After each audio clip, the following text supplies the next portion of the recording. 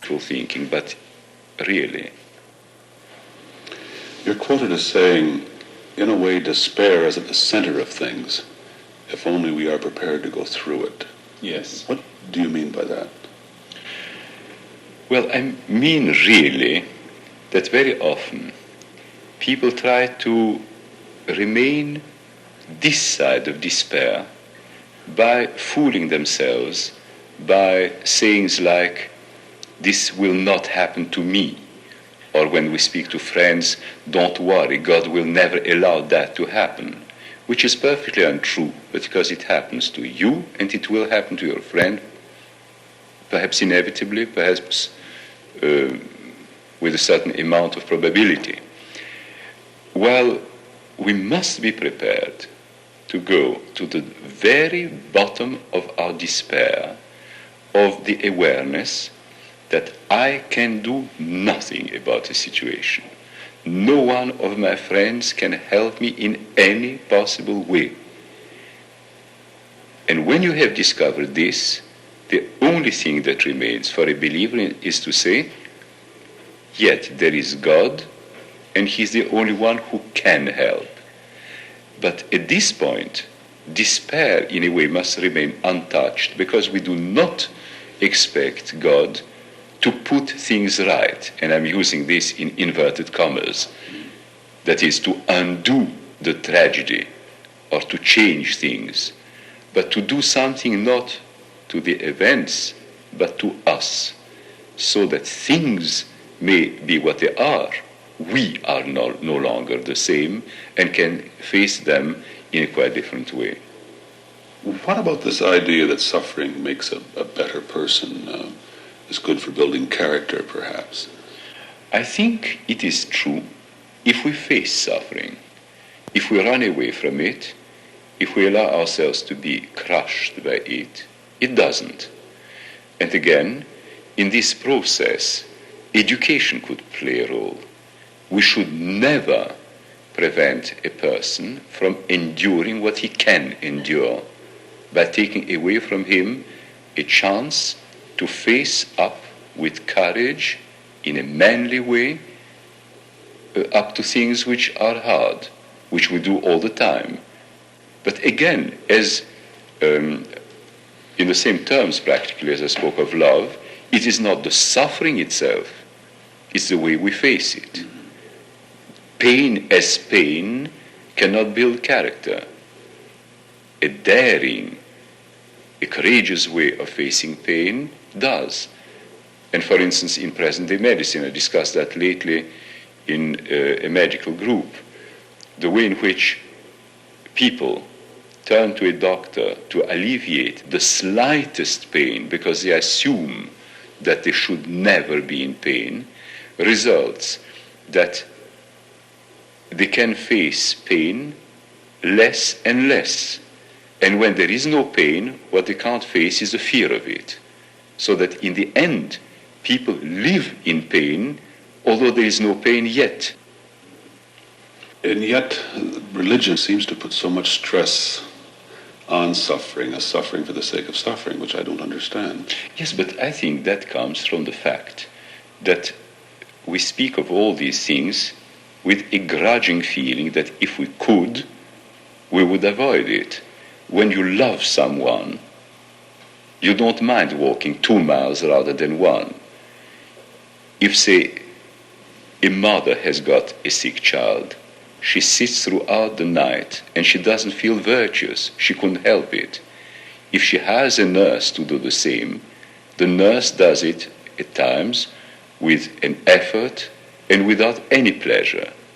The same is true about carrying one another's burdens. And the heaviest burden, perhaps, is the peculiar personality which one has got to carry, one's own or someone else's. If you love the person, it's no exertion. It may be completely sacrificial. It may be as good as shedding your blood. But you don't do that grudgingly, and you don't speak of suffering, you speak of love. And I think that when Christians or non-Christians begin to speak so insistently on suffering, they are indirectly saying, I haven't got enough love to do it with joy. It is not celebration, it's pain. Well, the very possibility one may have to give one's life, one's energies, one's concern for another is celebration in itself, even when it involves physical or pain or moral anguish.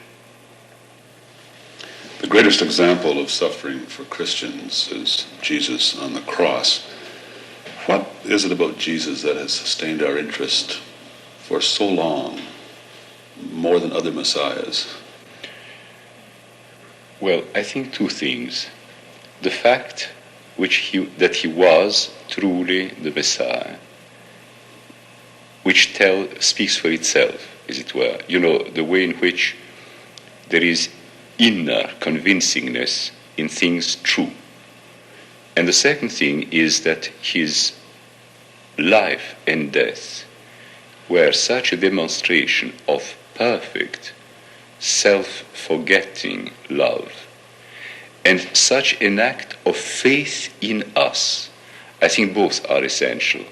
On the one hand, we see in him an incredible depth of love. As he puts it, no one is taking my life from me.